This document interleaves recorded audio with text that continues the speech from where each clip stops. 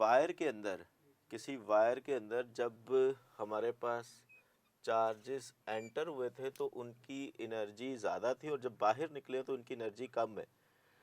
तो it's mean that joule पर coulomb जिसे वोल्टेजेस कहते हैं, तो वो करंट के पास होने से एक potential difference across resistance establish हुआ है, जिसको हम कह सकते हैं कि आई डायरेक्टली प्रोपोर्शनल है वी, ये ठीक है।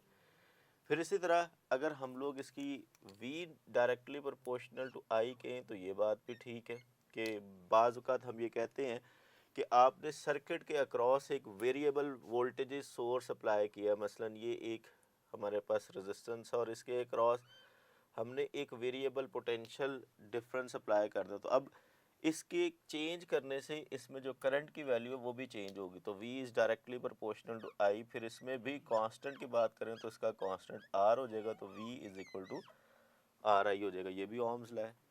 फिर इस तरह हम लोग सीरीज़ और पैरेलल कम्बिनेशन पढ़ेंगे आगे जाके। सीरीज़ के केस के अंदर आपको पता है कि करंट कांस्टेंट रहता है, तो वहाँ पे v is directly proportional to r। ये बात भी ठीक है अगर हम किसी तरीके से करंट को कांस्टेंट रख सकें। जैसे कि सीरीज़ कम्बिनेशन के अंदर अगर हम करंट को कांस्टेंट रखते हैं तो उसमें वो रेजिस्टेंस जिसका रेजिस्टेंस ज़्यादा उसके क्रॉस वोल्टेजेस भी ज़्यादा ड्रॉप होंगे, तो इससे भी हमारे पास v is equal to I R निकलेगा। तो इट्स मीन डैट कि हम इवन पैरेलल कम्बिनेशन की भी बात कर लें तो पैरेलल कम्बिनेशन में i इन्वर्सली प्रोपोर्शनल हो जाएगा r के, तो वहाँ पे v कांस्टेंट रहेगा। तो इस केस में हम लोग लिख सकते हैं i is equal to V over r और फिर r multiply by i is equal to v।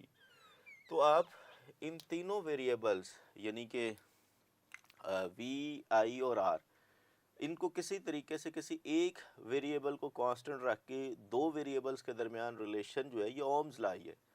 जैसे अभी आप सीरीज़ और पैरेलल कम्बिनेशन बहुत डिटेल से आगे जाके पढ़ते हैं और यहाँ से बड़े अच्छे क्वेश्चन आते हैं सीरीज़ और पैरेलल कम्बिनेशन में।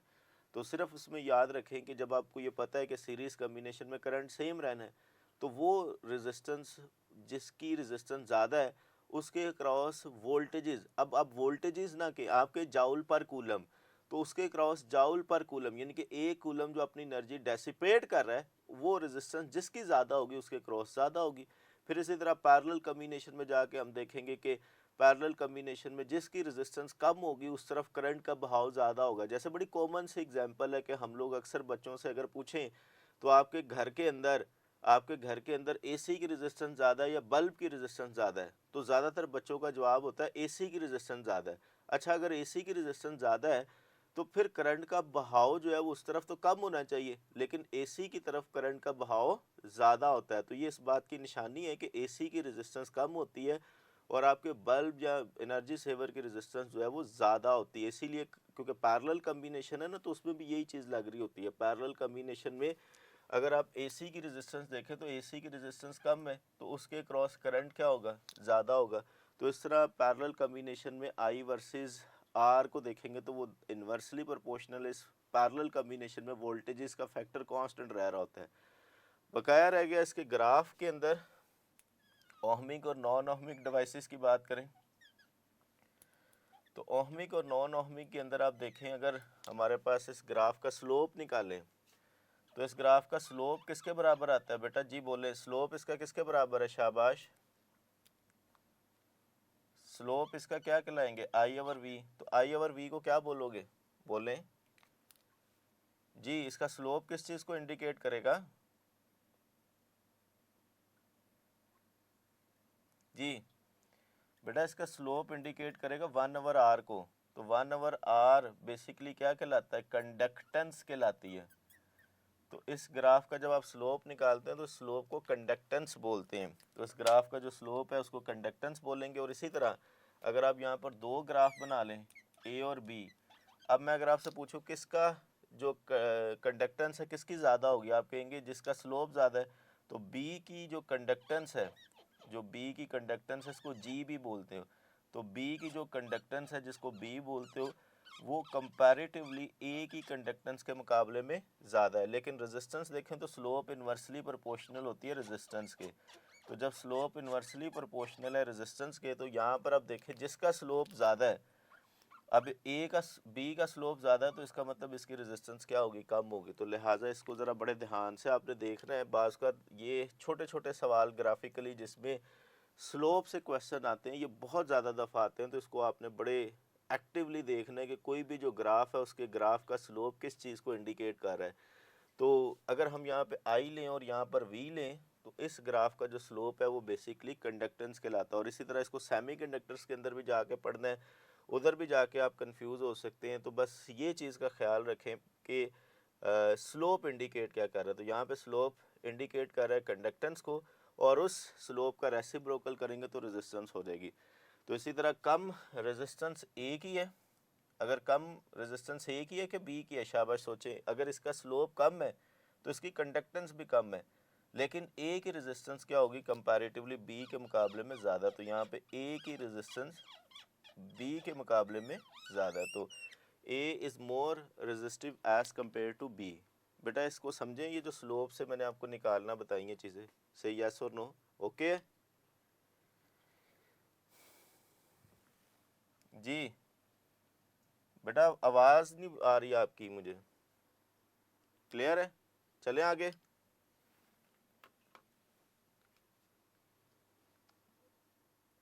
बोलो बेटा हाँ या ना,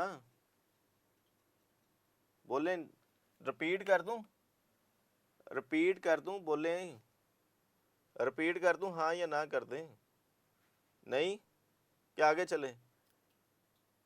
ओके है तो ऐसे कर दें, ओके चले ठीक है। तो इट्स मीन डैट के हमारे पास ये वाला कॉन्सेप्ट क्लियर है स्लोप से कंडक्टेंस और रेजिस्टेंस का। तो आगे चलते हैं हम। बेटा ये सारे ओम्स लॉ मैं नॉर्मली इस बहस में नहीं पढ़ता एंट्री टेस्ट के अंदर कि आप कहें जी कि V डायरेक्टली प्रोपोर्शनल I है या I directly proportional to V है। हम ओम्स लॉ को तीन वेरिएबल्स है, तीनों में से दो को दरमियान रिलेशन को डिस्क्राइब कर सकते हैं किसी एक वेरिएबल को कांस्टेंट रख के, ठीक है जी। नॉन ओहमिक के अंदर आप देखें कि सेमीकंडक्टर्स का जो ग्राफ बनता है, आगे जाके हम पढ़ेंगे उसके अंदर फॉरवर्ड बाइस रिवर्स बाइस पढ़ेंगे। तो फॉरवर्ड बाइस के अंदर ये स्लोप कंटिन्यूसली इंक्रीज होता है, मीन कंडक्टेंस इंक्रीज होगी। फिर ये रिवर्स बाइस को डिटेल से आगे जाके हमारे सिलेबस में है। तो ओहमिक और नॉन ओहमिक, तो सेमीकंडक्टर डिवाइसेस नॉन ओहमिक है। और वैसे अगर ओहमिक की बात करें तो आइडियली स्पीकिंग जब तक आपका फिलामेंट ऑफ बल्ब के अंदर फिजिकल स्टेट सेम रहती है तब तक वो ओहमिक होता है। और जैसे ही फिजिकल स्टेट जैसे टेम्परेचर वगैरह चेंज होना शुरू होता है तो वो नॉन ओहमिक हो जाता है।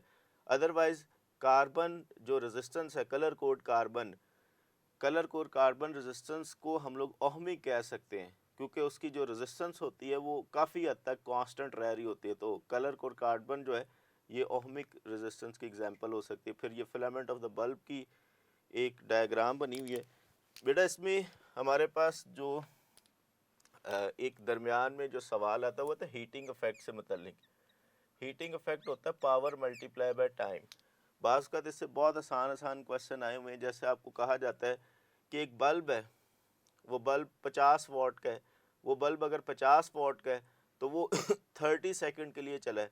तो 50 वॉट का है तो 50 वॉट को आपने क्या करना है 3 से मल्टीप्लाई कर देना, तो 150 इसका हीटिंग इफेक्ट हो जाएगा। तो बाज़ का पावर को टाइम से मल्टीप्लाई कर दें तो हीटिंग इफेक्ट आ जाता है। और इसी तरह बाज़ का वो ये कहता है कि एक कैपेसिटर को हमने चार्ज किया और कैपेसिटर को चार्ज करने के बाद किसी रेजिस्टेंस के क्रॉस उसको डिस्चार्ज करवाया।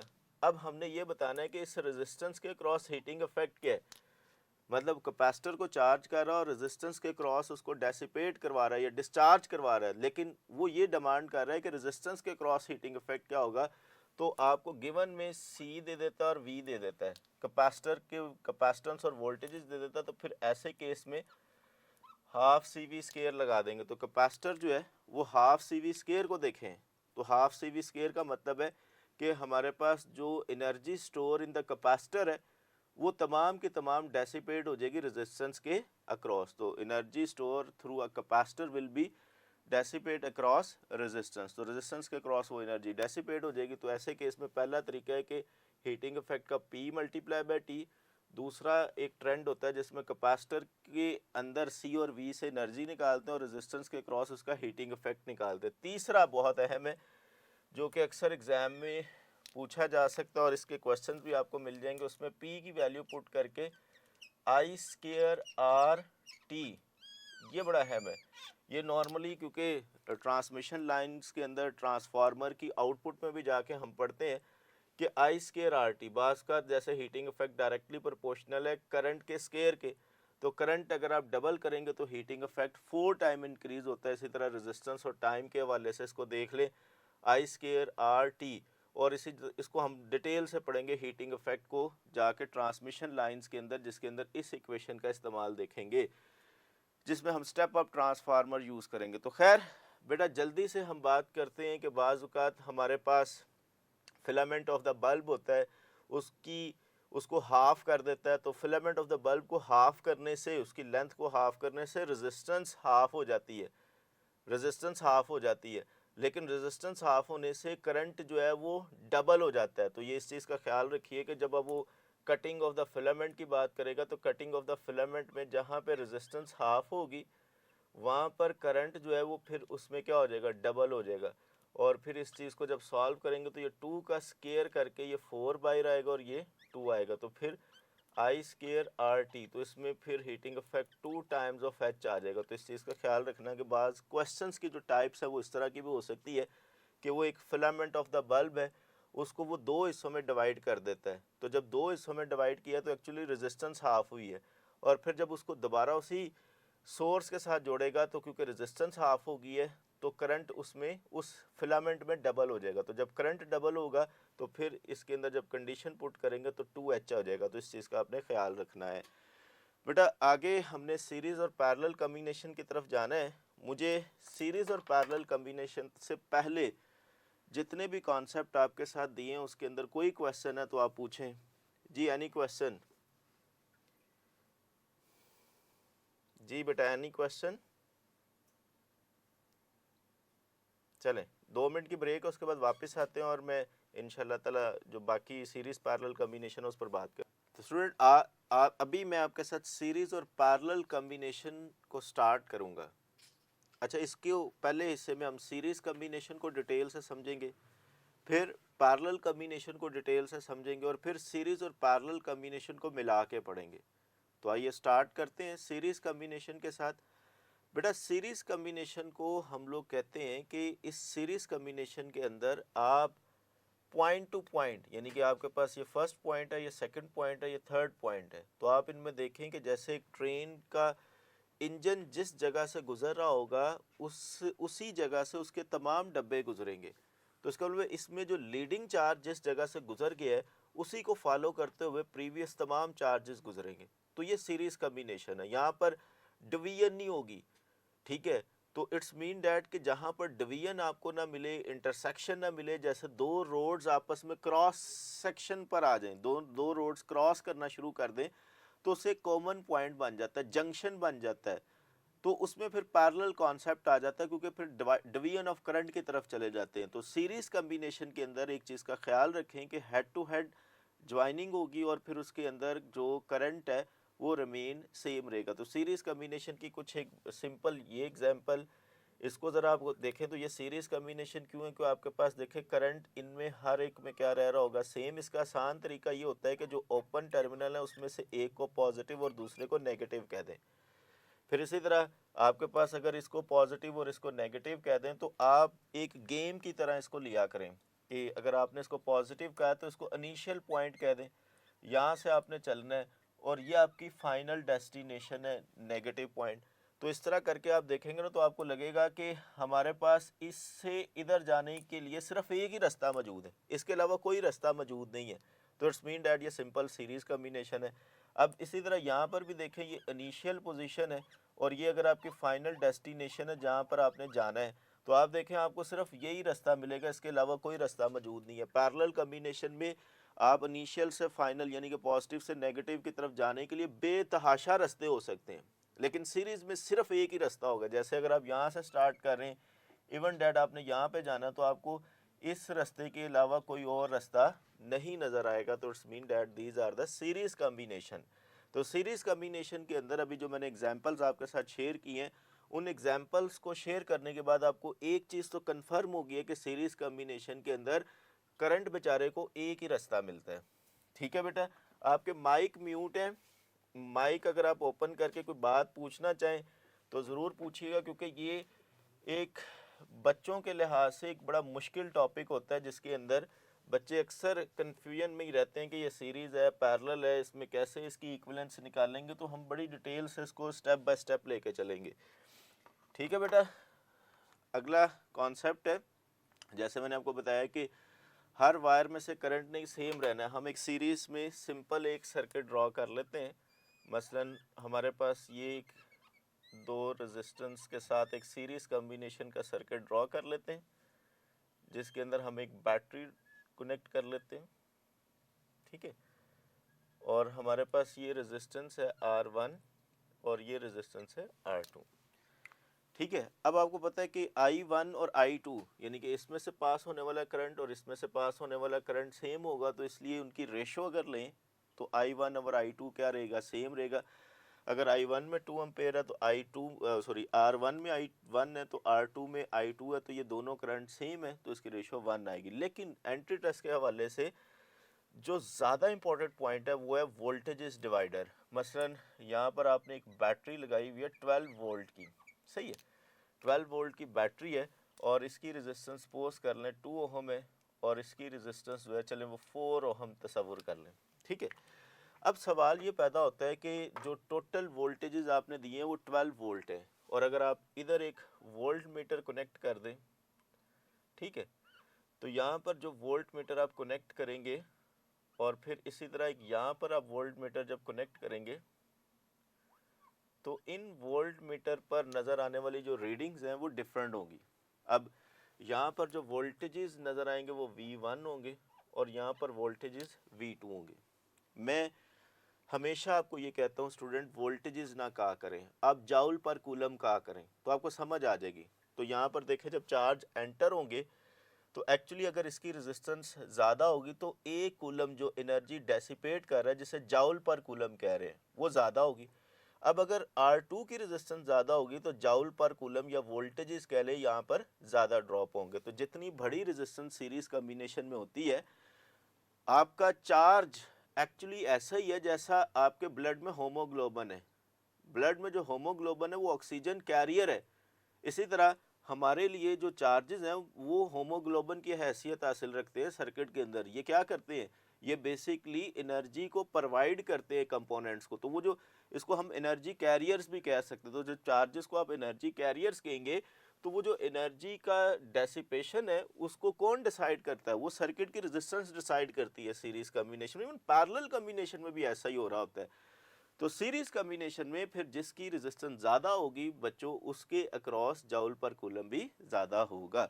तो अगेन अगर हम यहाँ पर कन्वेंशनल तरीके से वोल्टेजेस निकालना चाहते हैं तो आप कहेंगे sir I1 multiply by R1 कर लें, V2 बराबर है I2 मल्टीप्लाई बाय R2 कर लें। लेकिन आप कहेंगे सर देखिए करंट तो सेम है दोनों में, तो मैं कहूँगा ठीक है, बिल्कुल करंट सेम है, तो I1 बराबर I2 के, तो जनरली हम इसको अगर I कर लें तो V1 is equal to I into R1 हो जाएगा, और फिर V2 जो है वो I इंटू R2 हो जाएगा। अब सवाल ये पैदा होता है कि अक्सर बेशतर हमें जो करंट है वो सर्किट का निकालना पड़ता है। तो जब सर्किट का करंट निकालना पड़ता है तो हम लोग सर्किट के करंट को कैसे निकाल सकते हैं, तो उसके लिए बड़ा आसान तरीका होता है कि हम करंट को क्या करेंगे, मतलब करंट को फाइंड करने के लिए टोटल वोल्टेजेस यानी कि EMF इसे कह लें, उसको हम टोटल रेजिस्टेंस से डिवाइड कर देते हैं। जैसे कि सीरीज़ कम्बिनेशन में आपको पता है कि टोटल रेजिस्टेंस के लिए हम R1 प्लस R2 करते हैं। तो अगर आप यही वैल्यू इधर पुट कर दें तो हमारे पास ये कुछ इस तरह बन जाएगा, EMF divided by R1 plus R2 multiply by R1। तो इसको और आसान करें तो हम कुछ ऐसे भी कर सकते हैं कि टोटल यानी कि इसको अगर थोड़ा सा रीअरेंज कर लें, R1 divided by R1 plus R2 multiply by total voltages. इस फार्मूले को याद रखना हमारे लिए बहुत आसान होता है। क्यों ये आसान होता है, अब देखें, मैं कहूँ बेटा जी इसके क्रॉस वोल्टेजेस चाहिए, तो आप कहेंगे सर इसकी रेजिस्टेंस को टोटल रेजिस्टेंस से डिवाइड कर दें और मल्टीप्लाई कर दें टोटल वोल्टेजेस के साथ, तो आसान हो गया। कैसे आसान हुआ, दोबारा देखें, हमने जिसके क्रॉस वोल्टेजेस मालूम करने हैं उसकी रेजिस्टेंस को टोटल रेजिस्टेंस से डिवाइड करें और फिर मल्टीप्लाई कर दें टोटल वोल्टेजेस के साथ। यही सेम कॉन्सेप्ट आपने रियोस्टेट में पढ़ा है, यही सेम कॉन्सेप्ट पोटेंशियोमीटर में पढ़ा है, जिसके अंदर हम पढ़ते हैं कि rheostat can be use as a potential divider. तो यही चीज़ सेम हम यहाँ पर भी कर रहे हैं कि एक्चुअली चाहे रियोस्टेट पढ़े या पोटेंशियोमीटर पढ़े, दोनों के अंदर सीरीज कम्बिनेशन ही उसका बेसिक प्रिंसिपल है कि रेजिस्टेंस वेरी करने से वोल्टेजेस वेरी कर रहे होते हैं, और फिर जिसकी रेजिस्टेंस ज़्यादा होती है उसके क्रॉस वोल्टेजेस ड्रॉप भी ज़्यादा होंगे। तो सिमिलरली आप V2 भी फाइंड कर सकते हैं। आगे जाके प्रैक्टिस में मैंने कुछ क्वेश्चंस आपके साथ शेयर किए हुए, उसमें भी देखिएगा। अब बात करते हैं पावर डेसिपेशन की। देखें, दो चीज़ें, एक होती है पावर रेटेड और एक होती है पावर डेसिपेटेड। पावर रेटेड क्या होती है? मैं बहुत ही आसान लफ्ज़ों में कहूँ पावर रेटेड से क्या मुराद है, तो मैं आपको कहूँगा आप बाज़ार गए, बाज़ार जाके आपने एक बल्ब ख़रीदा है, तो उस बल्ब के ऊपर कुछ ऑपरेटिंग वोल्टेजेस लिखे हैं कि इसको चलाने के लिए आपको 220 वोल्ट चाहिए, और इसके ऊपर लिखा होगा 14 या 15 वाट लिखे होंगे। तो वो जो वाट है 15 वाट और फिर उसके क्रॉस 220 वोल्टेजेस, ये पावर रेटेड कहलाती है। अब आप घर लाते हैं उस बल्ब को और घर ला के उसको किसी सर्किट में कनेक्ट करते हैं, तो एक्चुअली हमें जो पावर रेटेड है उसके मुताबिक जो वोल्टेजेस और उसको पावर जो मिलनी चाहिए थी, अगर आप उसी हिसाब से देते तो फिर हम पैरेलल कम्बिनेशन में जैसे कहते हैं, तो पैरेलल कम्बिनेशन में आगे जाके हम पढ़ेंगे कि फिर वो पावर रेटेड और पावर वोल्टेजेस बराबर होते हैं, सॉरी पावर रेटेड और पावर डेसिपेटेड वो बराबर होते हैं। किस केस में? पैरेलल कम्बिनेशन में। लेकिन जब हम सीरीज कम्बिनेशन की बात करते हैं तो सीरीज कम्बिनेशन में बेटा हम क्या करते हैं, हम फर्ज करें कि यहाँ पर 12 वोल्ट दे रहे हैं, तो हर कंपोनेंट को एक जैसे वोल्टेजेस नहीं मिल रहे होते। तो अब हम यहाँ पर किसी भी कंपोनेंट में क्या फाइंड करना चाहते हैं? पावर डेसिपेशन फाइंड करना चाहते हैं कि वो कितनी पावर को डेसिपेट कर रहा है। मतलब सीरीज कम्बिनेशन में how can you find the power dissipation. अभी मैंने आपको बताया कि सीरीज कम्बिनेशन में एक स्पेसिफिक रेजिस्टेंस के क्रॉस वोल्टेजेस कैसे निकाल सकते हैं, तो उसका शॉर्टकट सीखा था। उसकी रेजिस्टेंस को टोटल रेजिस्टेंस से डिवाइड करना है, टोटल वोल्टेजेस से मल्टीप्लाई करना है। लेकिन अगर आप पावर कंजप्शन की बात करेंगे तो फिर सीरीज कम्बिनेशन के अंदर हम लोग यूज़ करते हैं I²R। अब करंट का फैक्टर क्योंकि इसमें कांस्टेंट रह रहा होता है, तो फिर हम ये कहते हैं कि जिसकी रेजिस्टेंस ज़्यादा है उसके क्रॉस पावर डेसिपेशन भी क्या होगी? सबसे ज़्यादा होगी। तो more resistance will be indicate the more power dissipation. फिर इसी तरह वोल्टेजेस डिवाइडर रूल, ये पहले ही मैं आपके साथ डिस्कस कर चुका हूँ। ये देखें, क्लियर है बेटा? आपका माइक म्यूट पे है, गालबन आपने कोई बात पूछनी है तो मैं माइक अनम्यूट करके हम पूछ सकते हैं।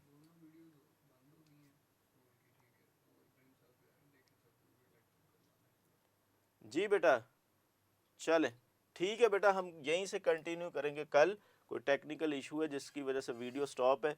इससे आगे बहुत अहम बातें हैं जिसके ऊपर कल हम बात करेंगे। मुझे इजाज़त दीजिए, अल्लाह हाफिज़।